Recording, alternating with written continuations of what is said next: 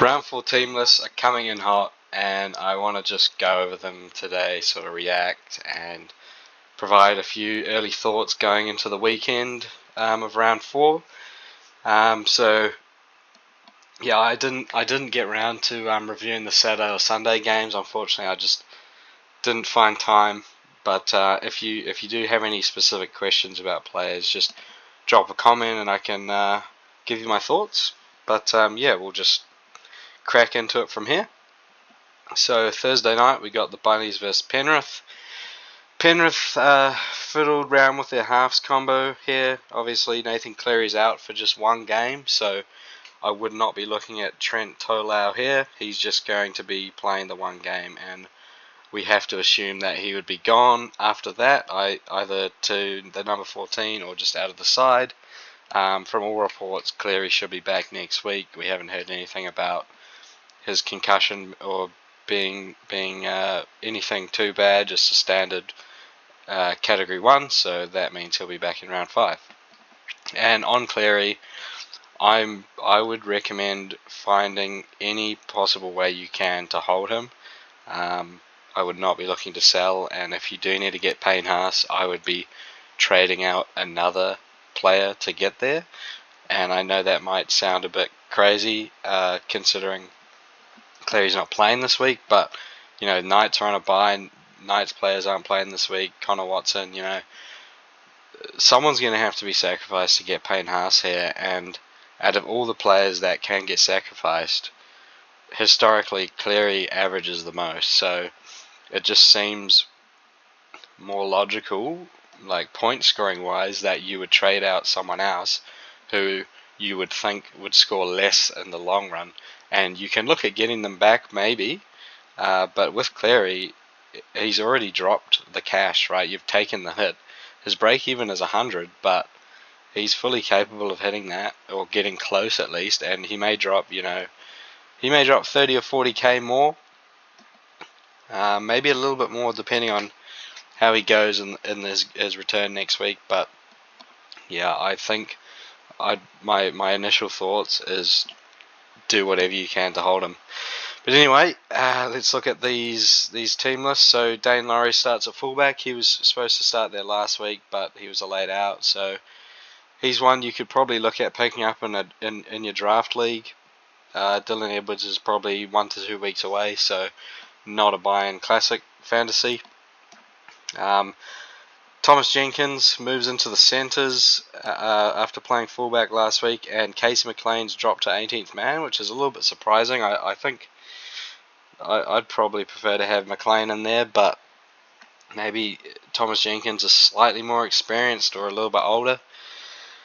But yeah, Casey McLean was one where his price was dropping a little bit, and he was one we could have had a look at, but we got to remember that he's only played a handful of games. Ivan Cleary's probably treading carefully with playing him.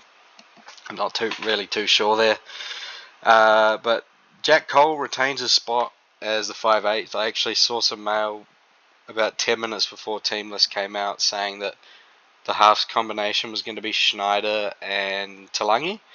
So I was very upset for about 10 minutes, but it turned out to be incorrect, which was very pleasing for me. So, yep, Jack Cole stays there, and he keeps his spot, and we're just going to have to start him this week.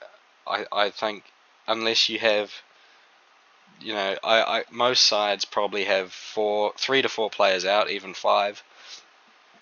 But he is a stronger candidate to start this week. We saw him when Nathan Cleary went off. He took over the general play kicking and a bit more of the playmaking there. And I haven't really seen Tolau how he goes at halfback. I've sort of seen him more at hooker, but most people probably don't have a choice and will have to play Cole. And considering he plays in the first game, you can easily chuck him in your 5th or 6th emergency and loop in his score. So it's a pretty easy one there. I would be chucking him in your slot 5 or slot 6 and then just taking his score if he gets 35 or more. But yeah, forward pack looking pretty standard here. Blaze Talangi's the bench utility, so you never know. It could be a late game day swap here in the halves. We'll just have to see.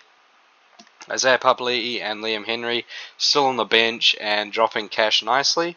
And if they get a sniff of the starting side in a couple of weeks, they're definitely ones we want to look at, because they're both PPM beasts and fantasy guns when they get the minutes, but they just aren't getting the minutes at the moment.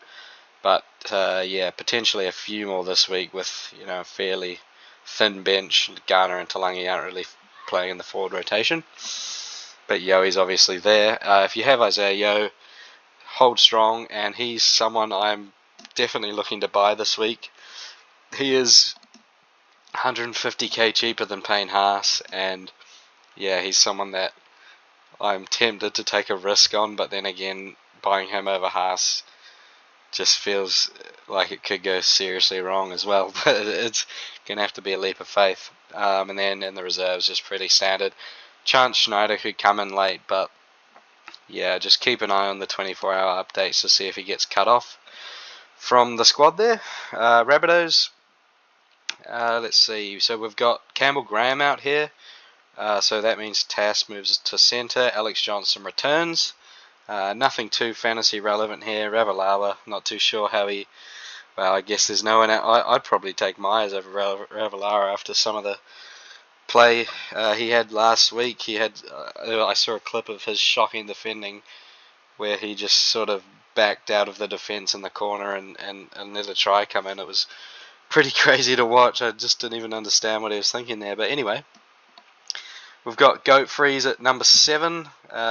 Chance he could have lined up at lock, but I think we'll be dreaming there. We'll just have to see how he goes. Again, he's making great money, and obviously would prefer him to be playing lock, which is, if you didn't know, he got moved there at half time last game, so he made a ton of tackles and obviously got another score in the 70s. But his kick meters should carry him through to keep getting those mid 40s base scores, hopefully. Forward pack looking pretty standard. Mamas Alice played 80 minutes last week. That was beautiful.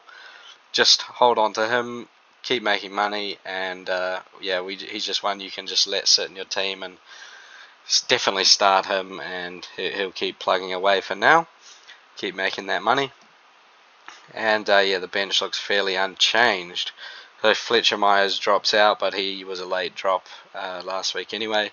And a bunch of people I don't really know on the bench. And Lewis Dodd is still there, but yeah, I think Humphreys has been one of the Bunnies' best players, so I can't see Dodd coming in anytime soon.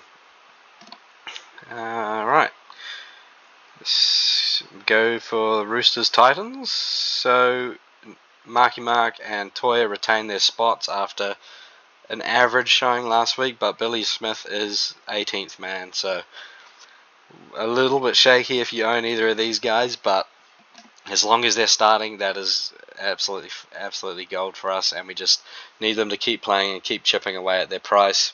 Sandon Smith lines up again, same story for him. I mean, he's going to be starting. They don't really have any other options there, and you can probably look at starting him.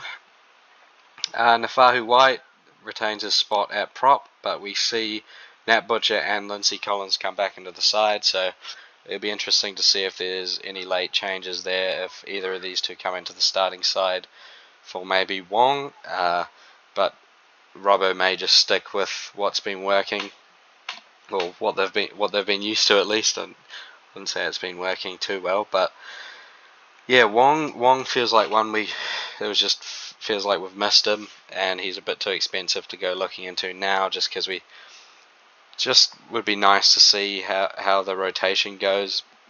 Radley's always going to pull big minutes. Crichton's going to play 80 minutes.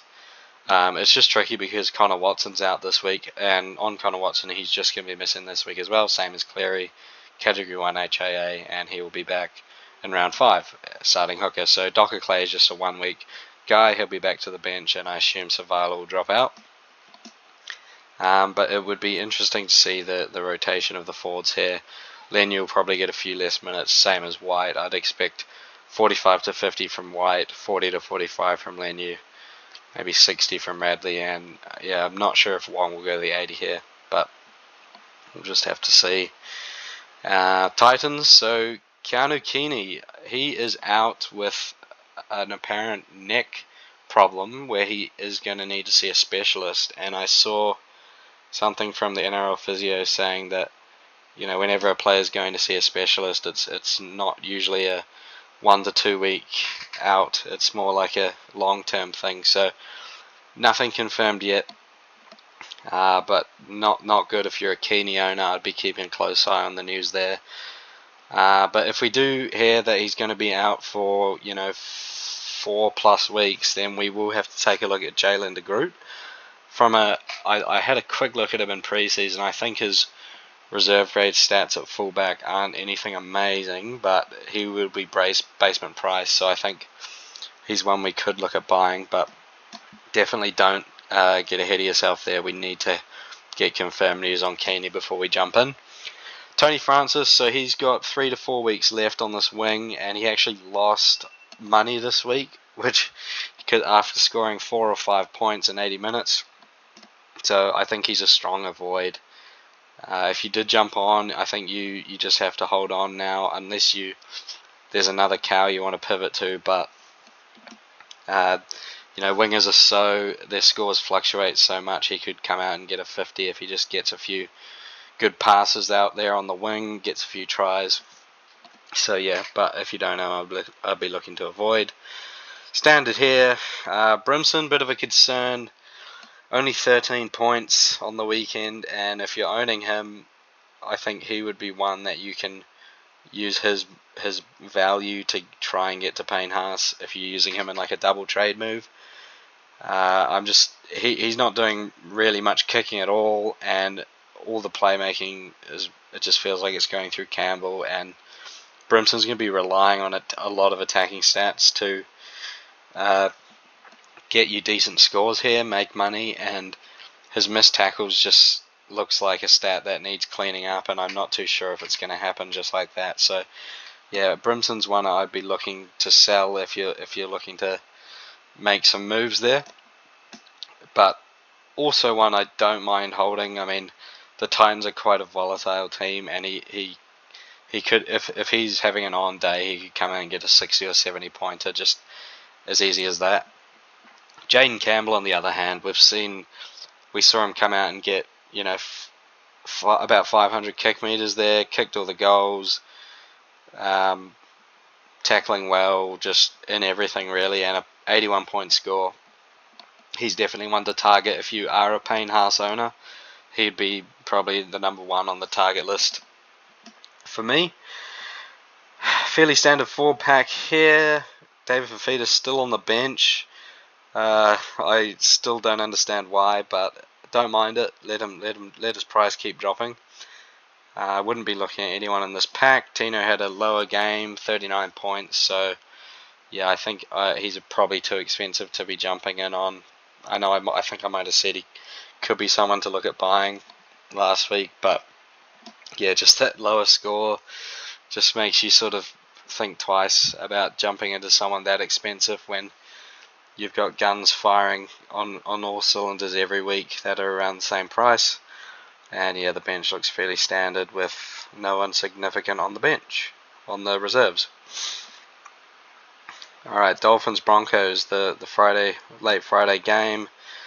Start with the Broncos, Reece Walsh, so another low score. I think he got 36, and he's taken another bump in his price, and I think his break-even's still up in the 70s, so Walshy is one that we can probably just watch for another week, let his price drop a little bit more, but also he's definitely getting cheap enough where you can just jump on. But to be fair, I'd probably want to wait just to see him come into a little bit of form here. I think he's made 10 errors in the last 2 games, so you just want to see him kind of start clicking before you jump on. But yeah, he's definitely getting into a price range where it's going to be too hard to say no to buying him. So keep an eye on Walshy there. Staggs is back for his first game of the season, and Dean Mariner has dropped out of the side, which means Sheba Saki is still there. For all the owners, they'll be having a very nice day, and you can continue to start him in your centres. Broncos are, going out to his side a decent amount, and yeah, you can keep plugging him away. Adam Reynolds got a big score, but I think there's just other priorities right now. He's someone you could go into if you do have Payne Haas, but I don't know. I feel like his injury is just, or an injury for him is just a week away, and he could pick up some niggling kind of stuff and just miss the odd week, and it just doesn't feel optimal when there's guys like Jaden Campbell around the same price that I'd much prefer to own. Forward pack, no one fantasy relevant in here. I guess maybe number 10, Payne Haas, slightly relevant.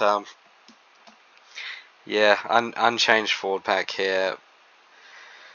I can't see. I don't know. I can't see this stopping with Payne Haas. He just looks unstoppable right now, and the only thing that could hinder him is an injury, really. And you can't be not buying him thinking he's going to get injured. I think it really does feel like 2021 when I didn't own Cleary, and he just you were thinking, nah, he can't keep doing this. This is stuff we've never seen before. But I'm starting to think that he can keep doing this because just watching the highlights, and he just looked like a monster among men, honestly. And it's got me just lost for words. So I think Payne Haas is as close to an essential buy as you will get this week. I'll just leave it at that. The bench reserves looking pretty standard. Pierre Cura still there. His price is getting very low now, so if we do see Pierre Cura come into the starting side, he's one we're going to have to talk about, unfortunately. A very nervy player to own, but that's what we're going to be looking at, possibly. Dolphins 1-7, looking the same as always. Jack Bostock came in late and played last week, and they're looking pretty settled there. Forward pack, Finafuiaki also was a late in last week, and so he's come back into the starting side with Keeley on the bench. So Finafuiaki didn't play the 80. So if you did hold him, I'd be pretty concerned, and I'd probably be looking to jump off. But if you were keen to hold him one more week just to see, maybe he was getting eased back in. But honestly, I'd probably just be looking to sell with Keeley there.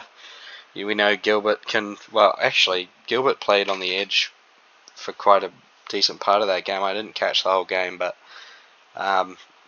just knowing that's a possibility to happen with Gilbert going the 80 minutes, Plath is going to be playing big minutes, Safidi's playing big minutes. I feel like Finafuiaki's probably a sell. Yeah, and I wouldn't be looking at anyone here, and the reserves are looking pretty standard to me. First game on the Saturday, Dragons take on the Storm. We've got standard 1-7 for the Dragons. Wouldn't be going into any of them. The one Dragons player that is in a few people's minds right now is Toby Couchman. So he is starting this week after coming off the bench in round 2. And it is looking pretty good for him. I'm definitely going to have to go over how many minutes I think everyone's going to be playing here. So Clemmer's coming to the side. Dylan Egan's coming to the side. And I believe he's more of an edge player. So he may only sort of pull 20 minutes from Luciano Leilua. And if they were to split that, you have Cook and Little kind of sharing minutes. Then it just leaves Clemmer and you've got Hamish Stewart, a rookie, to sort of cover the DeBellin, Gula and Couchman minutes. So we could be looking at like a 50 to 55 minute Toby Couchman here, which would mean, historically he averages about 1 ppm, possibly even more.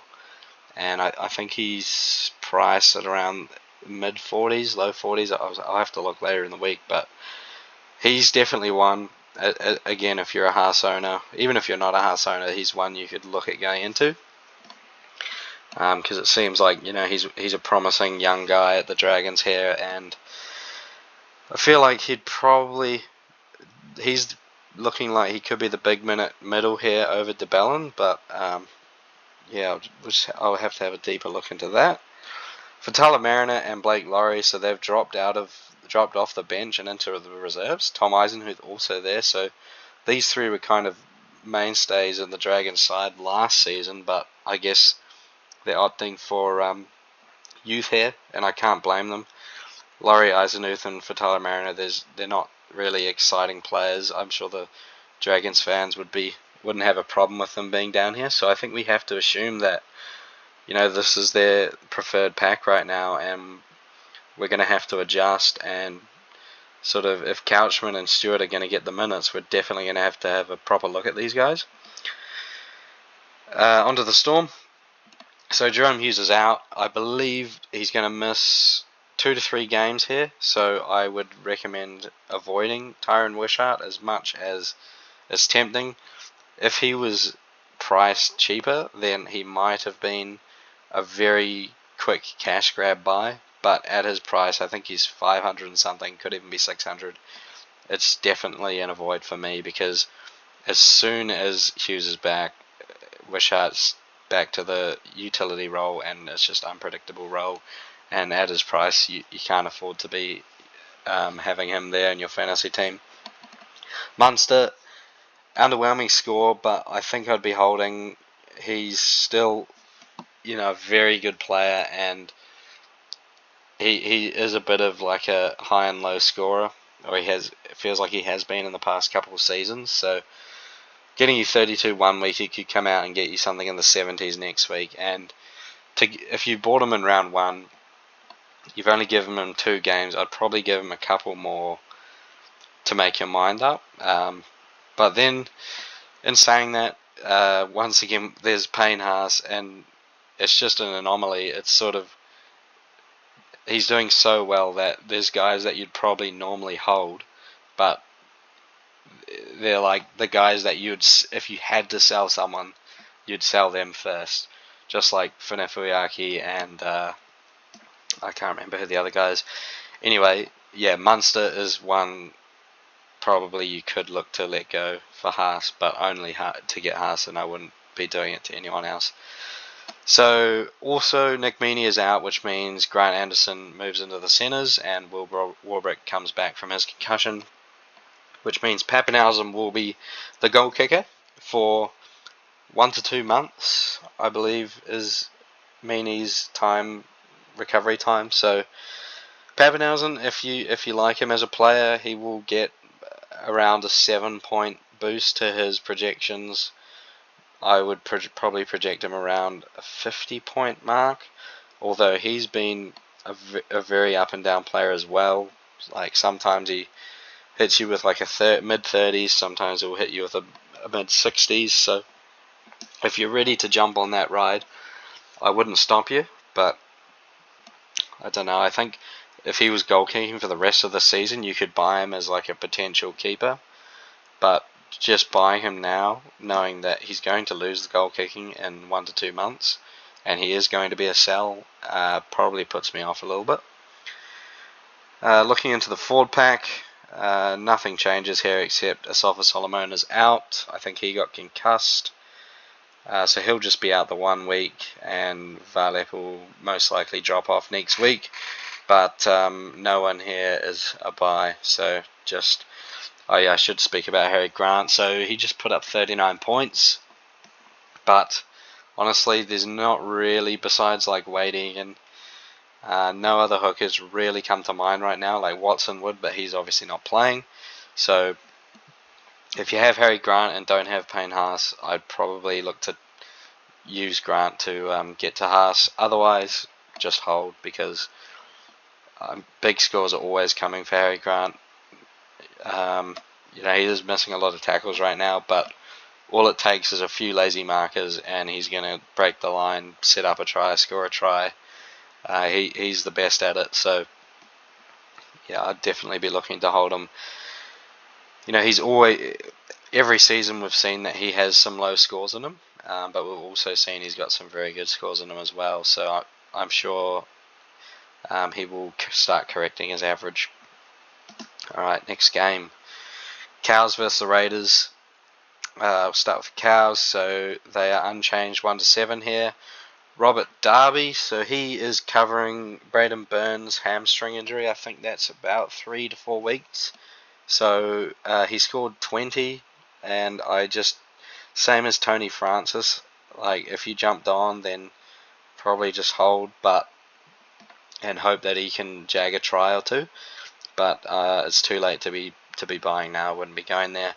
Jackson Purdue, he's got his price kicked in the right direction now, and his break-even's very low. So I don't know if I can recommend buying, because he could easily put up another 20 and just stop all his price rises. And there's definitely another better option around that price that is a buy. So in that case, I will definitely say Purdue is an avoid. Don't go chasing his 50. It was right at the end of the game. He got a try where he ran like 80 meters and scored. So that's like 16 points in itself. Maybe if they chuck a line break in there, that's 20. So he only would have scored about 30 points. He did look pretty good though, but avoid for me. Kai O'Donnell still starting on the edge. Nanai's still there, so O'Donnell, while Nanai's around, he's just not going to be a buy. You never know how many minutes he's going to get. Not too sure. We'll have a quick look at how many he got here in round 2. Because, yeah, I just don't think he's someone we can look at here. 23 points in 47 minutes. 47 minutes at edge is just not really worth paying for, honestly. He's not going to make you much money at all. So, yeah, I wouldn't be going into anyone in this forward pack. John Bateman is one that some people own, and he's another one like mine's gone blank. He's one that I'd be looking to sell to Haas. Just in a bad Cowboys team, he missed 8 tackles last week. He just looks frustrated. He's trying to do too much. I think he'll still score you. He's got a solid floor. He'll still score well, but at his price, you can probably be using the money better elsewhere, and I think he's a prime candidate to be moved on to Haas or Campbell. Reece Robson, he's had another low score of 42, and his price is falling. And it's unfortunate, because if he does play Origin, it's going to be tough to even own him at all. So he's one that, yeah, we're probably just going to have to watch this year from the sideline, and hopefully maybe after Origin he'll be real cheap and we can pick him up if he comes into some form. And the reserves, nothing worth noting. Duffy's still down there, but if you haven't sold Duffy yet, I would definitely be selling, because Clifford had a fairly solid game, and unless it's going to take an injury for Duffy to come back, and you just don't want to be waiting around for them. So yeah, Duffy, especially with all the other outs this week, he's an urgent sell. And there's a prime option for him coming up, which we'll talk about. Alright, the Raiders. So they got thrashed, and all their outside backs had pretty bad scores. So that included Tamale, just 18 points. He looked good when he had his opportunities. It was just he didn't get many opportunities. So I wouldn't be panicking there. It was just a tough game. It felt like the Raiders didn't really have the rub of the green.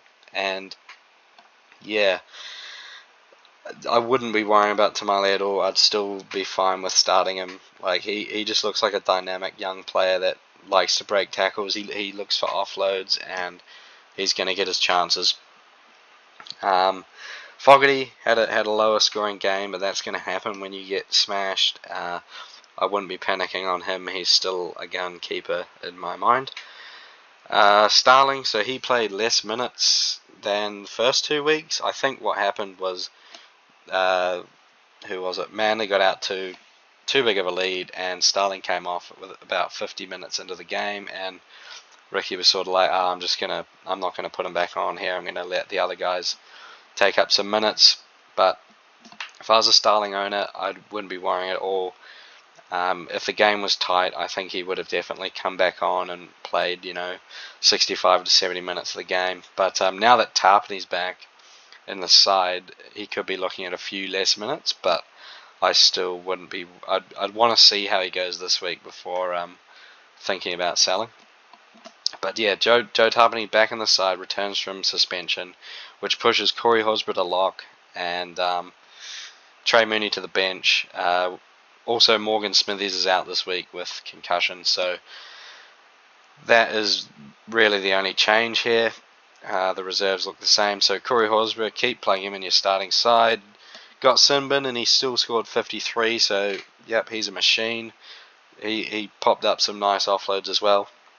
Matty Nicholson, solid 47 and 80 minutes. I wasn't sure if he was going to play the 80, and this week could be a different story, but we'll just have to see. Definitely start him, but I would not be looking to buy now. I think you had to jump on last week. You've already missed the boat there. Too expensive, and Hosking will be back in 3 to 4 weeks, I believe. But yeah, that's Canberra.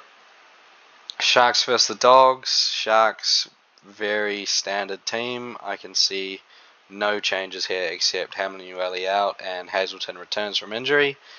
And yeah, not much to say here. Will Kennedy scoring well, but he was a buy in round 1. He's not a buy anymore. Iro also blowing off the roof right now, but once again you had to buy him in round 1. It's too late. Don't go chasing those scores. Hines scored 74. That included a try and I think a try assist as well. It would be nice if Cleary had done that, but I wouldn't be looking to jump in on Hines. There's talk that he's been managing some injuries. He's 50-50 split with Trindle for the kick meters, and at his price, I think we would need him to be like 50 to 100k cheaper before we had a look at him. But then again, the Sharks are going well.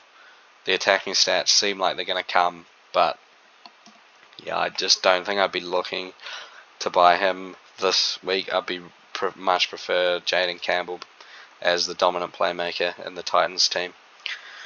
Forward pack and bench, very standard. Wouldn't be going in on any of these guys, and nothing notable in the reserves. Dogs, pretty standard after last week. Hayward with a nice score at 5/8, but they have this game, round 5, and then they have the round 6 bye, and then Matt Burton supposedly will be back. So Hayward has 2 more games at 5/8, and then he'll be back to the bench where he's scored 2 16-pointers in a row, I believe. So strong avoid. Don't go chasing that one. Sexton, 1,000 kick meters in round 3, and pretty crazy. But once again, Burton will be back in round 7, and he's not one I'd be looking at here. Just too short term, and I think he's too expensive to jump in on. Because at the price you'd really want to be buying him as a keeper. He's not going to make you 100 to 150k from here, so yeah, I wouldn't be going there. Reed Marnie's price is free falling, and just keep letting that free fall, and maybe in round 7 we can have a look at him. Salufa Fafita started the game, scored a nice try, and came off after 18 minutes and was never to be seen again. Interesting how the Dogs just do that sometimes with a prop. Josh Curran playing on the edge, but Kikau due to be back in round 7 as well, so he'll be back to either the bench or the middle rotation after that. Would not be going into him. Preston, nice score, 59 points, solid as. If you held on, you'd be pretty happy with that, and I would say keep holding. And potentially he'd be one to look at buying in round 7, maybe, if his price doesn't get too far away from us. And I wouldn't be looking at any of these lower guys here. Nothing notable in the reserves either. On to Sunday, we got the Manly versus the Eels. Ruben Garrick, 4 tries. He's in my team. Oh, that was beautiful. I got to yell at the TV 4 times there. It was just sensational. 97 points. And it felt like he saved my week. I didn't have Payne Haas, so having 97 from Garrick sure made it a lot easier to take. So with Garrick, unfortunately, I would say wow, it's tricky because I, he's definitely not gonna score like that every week, and I think there's probably better options to be jumping in on than a mid-range wing fullback centre. He's definitely a bit expensive now, and I think it's just tough. I think this week I'd much rather spend the extra 100k and get Jaden Campbell, to be honest. But yeah, Turbo back into the side after missing round 3. But he was probably a sell last week just with the lingering hamstring. It's just too much of a headache for me. And their forwards, so they've lost Taniela Paseka for almost the season. I think he's due back round 25. So Nathan Brown comes into the side here as a replacement, and I don't think much really changes here. I don't think anyone becomes a buy, unfortunately, because Nathan Brown will just probably soak up that 40 to 50 minutes that Paseka was playing. Bullymore got a double, but he's unfortunately just going to be too expensive. He's not going to get the minutes to be worth a buy. But yeah, I think that's about it for Manly. Eels, wonder if they can finally get a win, but playing at Brookie, I just cannot see it happening. Iongi's going to be a hard start this week. We just got to hope that he can snag like a try assist like last week and just grab maybe 35 points. Is that too much to ask for? Sean Russell comes back into the team, so who drops out? What's his name? Sam Rani drops out after playing 2 games. Hopefully no one jumped in on him. Josh Adokar also was a late in last week, but yeah, I wouldn't be looking at him. Dean Hawkins had an alright game at halfback, but Moses will be back in maybe round 7 or 8, I think it is now, so I wouldn't be looking at Hawkins. He's not very cheap either, so yep. Dylan Brown just keeps scoring in the 30s, and his price is free falling, so that is that. Jack Williams, he is an interesting one, so 52 points in 75 minutes, and it just seems like he is one of the favoured guys here. It's like Jason Riles just wants him out there on the field at all times, and he's either going to be he's playing like a middle and edge hybrid role, where Sean Lane is not playing the full game. So by all means, it seems like that's going to continue, and it's kind of bad for Jermaine Hopgood because you'd really think Hopgood would be the guy playing the big minutes here, but Williams has outdone him the last 2 weeks, and Hopgood just feels like a better player in my eyes, but maybe that's because I own him in fantasy. But anyway, Jack Williams is a potential buy, but buy at your own risk because he is a bit of a plotter and just loves an error, loves a penalty, loves a missed tackle. So yeah, tricky one. But probably I would say cheapy buy of the week. We've got Kitione Katoga, so he's available at centre/edge dual, and for the 2nd week in a row, he is starting edge for the Eels. So we love that. He's only like 279k, I think. Scored 38 last week. Didn't play the whole game because he had to go off for an HIA, but played a solid chunk of minutes. Round 2, he came off the bench and played 60 minutes at edge, and at the price, he is, a screaming buy here. Close to a screaming buy. I think if you have someone that you're happy, or someone that's not making too much money, their price is kind of stalled, you can definitely pivot to him. And I think I'll be looking to get him in my side this week. And expect anything from low 30s to low 40s scores from him. I would say his reserve grade stats aren't amazing, but he's only priced at let's have a look at what he's priced at. So he's priced at 21. For him to be a buy, you'd just be expecting 31 at worst, and I definitely believe he can do that. So if we just have a look at last week, he made 37 tackles. His run meters are actually dismal, but he made an offload, couple tackle breaks, and if he has to make 37 tackles a game to make money, fine by me. I don't care how he does it, but Yeah, he's one I'm seriously looking at, and if you have to sort of trade out two players, cash one down to Kautoga and cash the other one up to Payne Haas, he's the prime candidate for that. Jermaine Hopgood only played 57 minutes this week, and at halftime when he was off a bit earlier than expected, I was panicking and thinking, okay, here we go. I'm trading Hopgood to get Haas, and this is easy. This is going to be fine. And then Hopgood comes out and brains it in the second half. His PPM just explodes, and he scores a 66 pointer.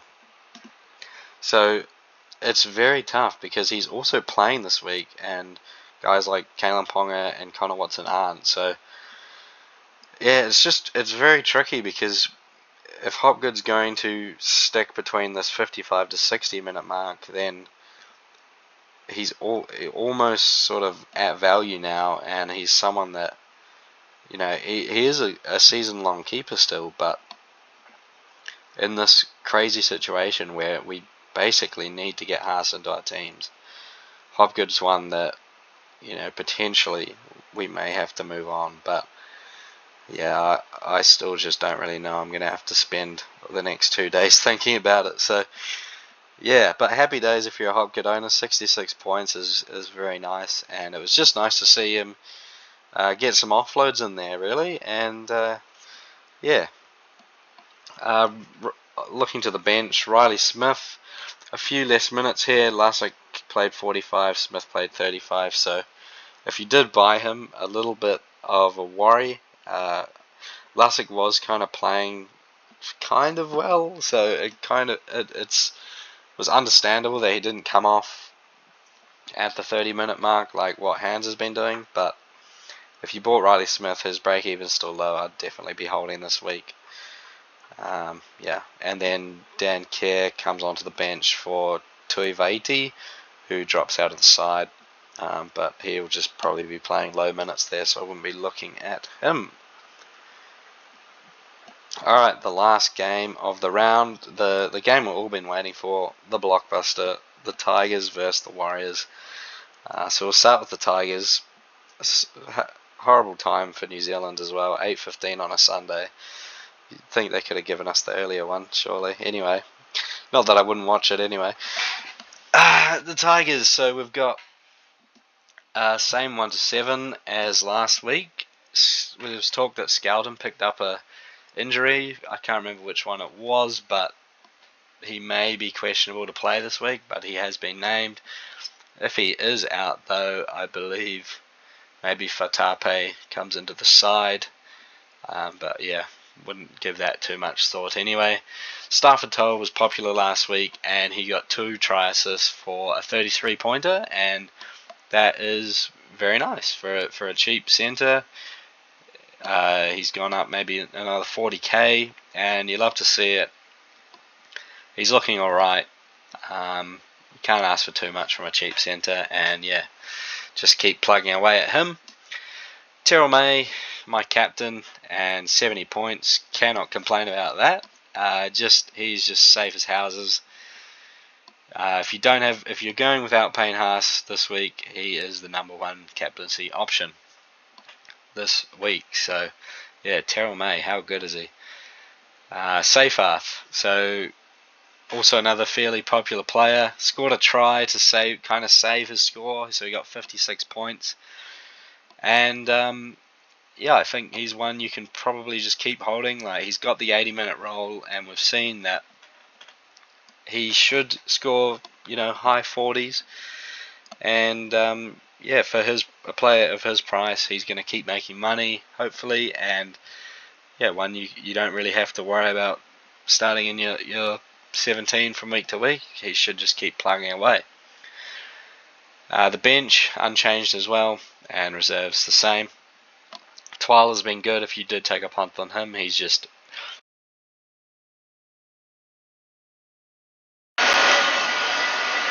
sorry, my headset just died again, but I have downloaded a thing where I can make another clip and put it together, so hopefully that works. Anyway, I was just finishing saying I believe that the Tigers Reserves are just no one notable there. So we'll just talk about the Warriors, and then we are good to go. So, two of us' Shaq is out for up to 8 weeks with a hammy, high-grade hammy, which means Adam Pompey shifts out to the wing and Rocco Berry comes into the side. But I would not be looking at buying anyone from 1 to 5 of the Warriors. Luke Metcalf, 27. Yeah, just another one of those guys that you could look to move on if you have to find a way to Payne Haas, but in all other situations he is a hold. I think we definitely need to give him another game to see if he can improve on 9 run meters. Harris Tavita, I feel like we've just missed him and he's too expensive to jump on now. The forward pack looking exactly how it has the first 3 weeks, and except for some late changes in round 1. Fisher Harris is going well, decent PPM, so yeah, just hold strong with him. Barnett is probably a sell though. He's just not getting the consistently big minutes as he was in 2024, and I think he's a definite sell to Campbell or Haas. And then everyone else here is pretty irrelevant. Halasima had a decent game, but he made a little bit of money as well in fantasy. But as long as he's on the bench, Nick is still going to play a solid chunk of those minutes, probably 50 minutes at the very lowest. So, and Capewell's probably going to go the 80. So Halasima's only playing on the edge for the Warriors. So yeah, I don't think I could recommend buying him at the moment. And the team's pretty settled apart from that. Same kind of reserves. So yeah, also the Warriors have the bye next week, so another reason just to not go into any of these players, and you would only be wanting to be owning one Warriors player through this bye next week, probably, I would say, as like a looper. Cool. All right.